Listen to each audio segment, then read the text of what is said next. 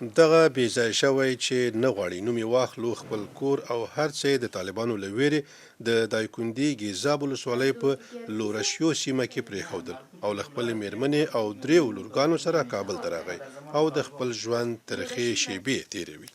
امارت اسلامی به محض اینکه دولت را گرفتن مردم ما را در ولسوالی گیزاب کله چې اسلامي امارت حکومت ونیو د ګیزاب ولسوالۍ پر خلکو یې عریضه وکړه. زموږ استازي یې د ولسوالۍ مرکز ته وغوښتل. همدا چې ورسېدل 4 تنې زنداني شول.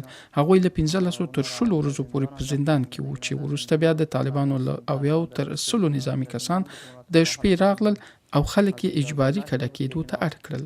با نیروی نظامی 70-80 نفر الی 100 نفر نیروی نظامی شب هنگام آمدن وارد منطقه ما شدن و مردم ما را به اجبار کوچ دادن. هغه او کورنۍ له 500 کلونو را په دې خوا د دایکنډي په ګیزاب ولسوالۍ کې ژوند کوو. هلته یې بزګري او مالداري کوله. دی وایي مجبوره یې کړ چې خپله سیمه پرېږدي. نوموړی وایي یوازې له ده سره دا کار نه دی شوی. شاوخوا 1000 نورې کورنۍ هم د تلې یا میزان میاشتې په لومړیو کې د طالبانو د والي د فرمان پر بنسټ له ګیزاب ولسوالۍ څخه کډې ته مجبوره کړل شوي دي. اما چطور میشه که هزاران جریب زمین مردم آدم در مدت 15 روز تا به حال قاضی القضات خو دا څنګه امکان لري چې زرګونه جریبه ځمکه په 15 ورځو کې پرته له کوم رسمي قاضي القضات او محکمې یوازې یوه ابتدایه محکمه فیصله وکړي او ټول خلک کډه کېدو ته مجبوره کړي.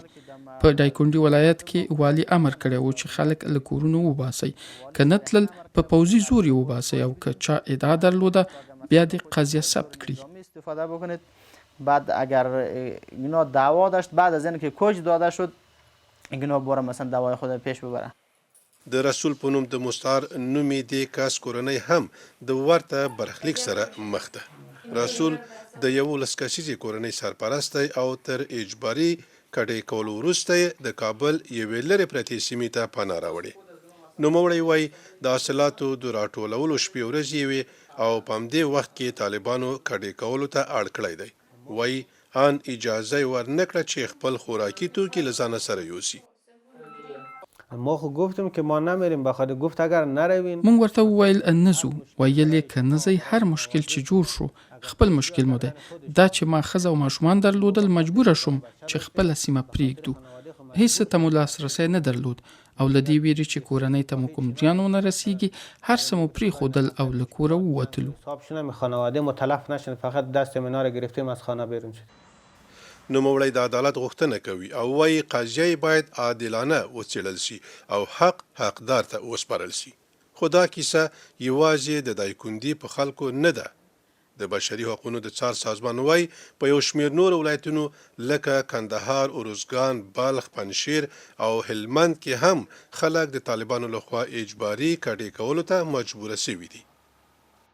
هرگاه کوچ‌های اجباری کله چې د افغانستان له بیلابیلو سیمو په ځانګړي ډول هزاره او ازبک میشتو یا هم د نورو قومونو خلک اجباري کډه کېدو ته اړ شي، دا بحران لا پسې ډیروي او منفي تبلیغات پر ملت او خلکو ډیریږي چې زموږ ملي او نړیوال بنسټونه یې ډیر اغیزمن کړي. افغانستان بیشتر میشه که ما و سایر نهادهای ملی و بین المللی شدیدا نگران وضعیت هستیم. کوچ اجباری مردم په اجباري توګه د خلکو بې ځایه کېدل او د نورو خلکو ځای پر ځای کول د لوی ګډوډۍ لامل کیږي. پر طالبانو د خلکو باور کمیږي او د دوی د اسلامیت ادعا تر پوښتنې لاندې راولي.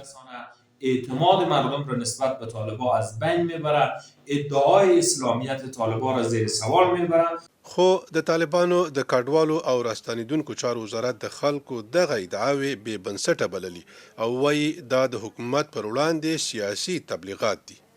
اول خو که دغسې یو مصنوعي حرکت د سیاسي مخالفینو ترتیب کړی وي او د میډیا فیسبوک د لارې نه تبلیغاتي جنبه ورته ورکړي، امارت اسلامي هوډ لري چې ټول افغانان په خپلو سیمو ته لاړ سي، د کډوالۍ د ستونزو او مشکلاتو نه خلاص سي، نو د دوی دپاره هیڅ مشکل نشته. هر څوک کولی شي چې خپلې منطقې ته ازادانه لاړ سي او خپل ژوند د یو افغان وګړي په توګه سره په مخ باندې ویسي.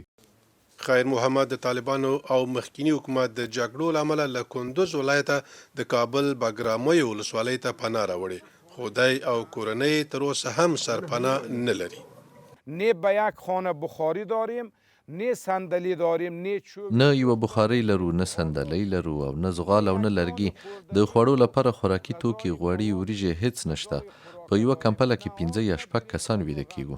با یک کمپل ما 5-6 نفر خواب میشیم، 2 نفر از زیر پا، 2 نفر از سر. اگر از خارج هم کمک که له بهر مرستې راشي، زورواکو، د پارلمان وکیلانو او واسطه لرونکو کسانو ته ویشل کیږي. موږ بېوزله خلک چې کمپونو کې پراته یو، موږ سره کومک نه کوي. عاجز و غریب و ناتوان به کمپا که افتیدیم نمیته. د طالبانو حکومت په یوازې سر نشي کولای اقتصادي بحران کنټرول کړي.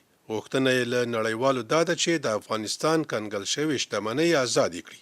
تر دې دمه کره شمېره نشته او معلومه نه ده چې څومره داخلي بېځایه شوي کسان تر وروستیو تحولاتو وروسته بیرته خپلو مینو ته ستانه شوي. طالب چارواکي د کورنیو بېځایه شویو شمېر 1,300,000 یادوي چې ډیری برخه یې په پلازمینه کابل کې ژوند کوي.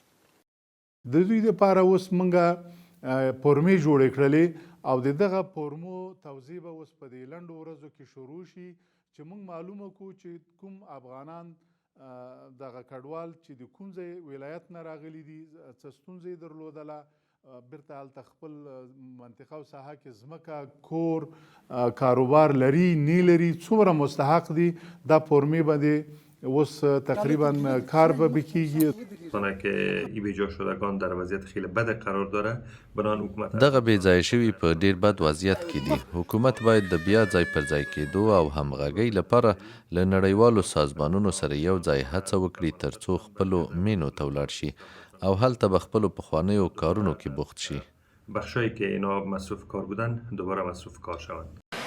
د ملګرو ملتونو سازمان وړاندې ویلي و چې افغانستان کې 23 میلیونه خلک د لوږې له خطر سره مخ دي، چې له دې ډلې نږدې 9 میلیونه خلک له شدید حالت سره مخ دي.